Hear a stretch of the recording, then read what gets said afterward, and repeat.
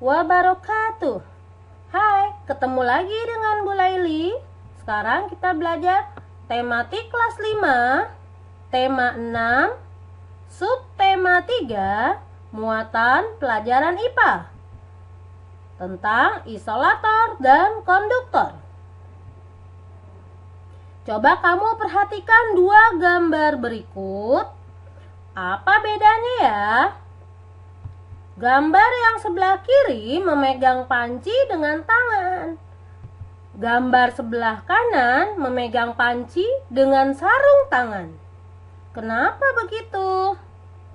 Ternyata pegangan panci terbuat dari kayu, jadi ketika memegang tidak panas. Sedangkan yang ini, pegangan panci terbuat dari logam, sehingga membutuhkan sarung tangan agar tangan tidak panas.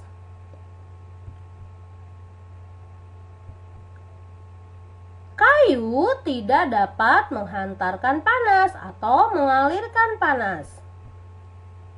Sedangkan logam dapat menghantarkan panas atau mengalirkan panas.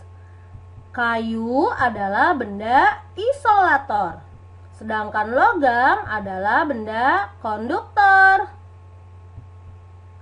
Konduktor adalah bahan yang dapat menghantarkan panas dengan baik.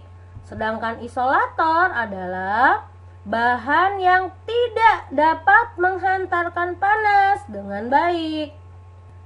Konduktor adalah bahan logam seperti besi, aluminium, dan tembaga.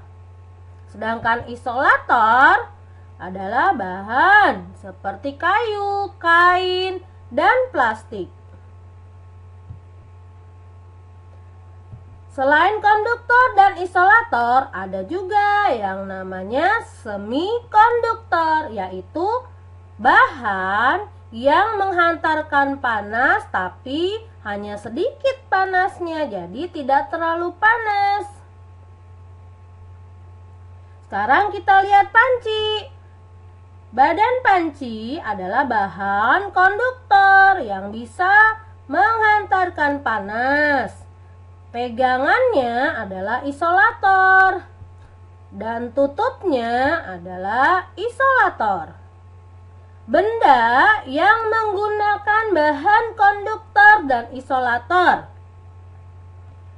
di antaranya ada termos, setrika, solder, dan gunting.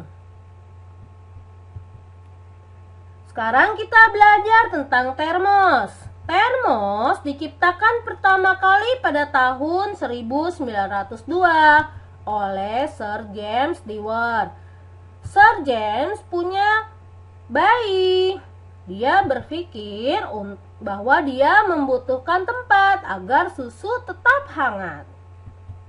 Maka ia membuat botol hampa udara, yaitu suatu wadah dari kaca yang berdinding ganda dengan ruang di antara dindingnya dikosongkan dan ditutup rapat untuk mencegah agar panas tidak menjalar. Seperti ini ya. Jadi ada dua lapisan perak, di tengahnya dikosongkan, yaitu sebagai ruang hampa. Lalu penutupnya diberi dengan penutup isolator gabus, agar udara panas tidak keluar termos. Sekarang termos tidak hanya dipakai untuk air panas, namun untuk air dingin juga. Cara kerja bahan konduktor dan isolator di sekitar kita. Coba perhatikan selimut. Selimut memerangkap udara. Udara merupakan isolator, sehingga tidak menghantarkan panas yang keluar dari tubuh. Jadi badan kita akan tetap hangat.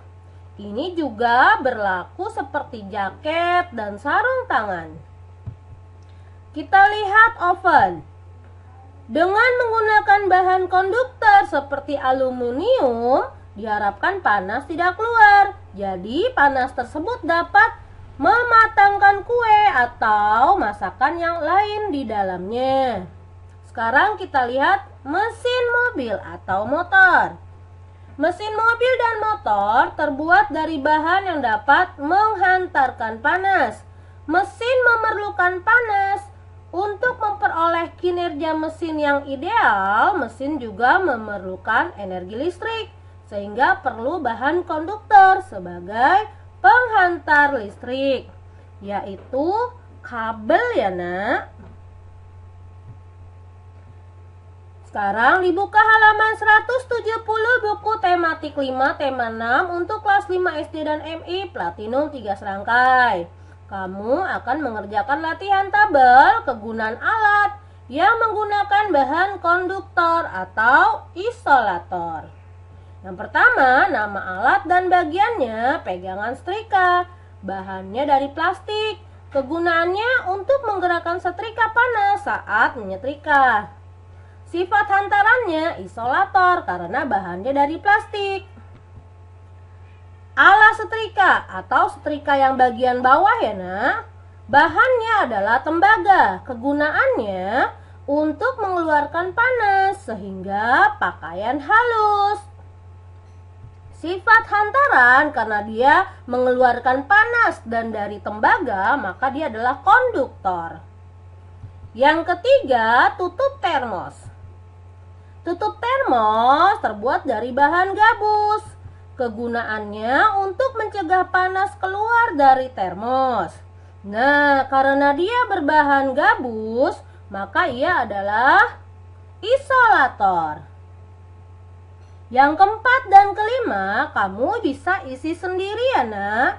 Ibu akan memberikan nama alat dan bagiannya. Bisa kalian rubah menurut kalian. Nomor 4, kalian bisa tulis pegangan panci yang bahannya terbuat dari plastik. Lalu kegunaannya apa? Sifat hantarannya apakah konduktor atau isolator? Nomor 5, ujung solder. Bahannya besi. Nah, solder yang ini ya nak. Nah, kegunaannya apa? Lalu sifat hantaran, konduktor atau isolator? Oke anak-anakku, terima kasih sudah menyimak video Bu Guru. Sampai ketemu pada video berikutnya. Assalamualaikum warahmatullahi wabarakatuh.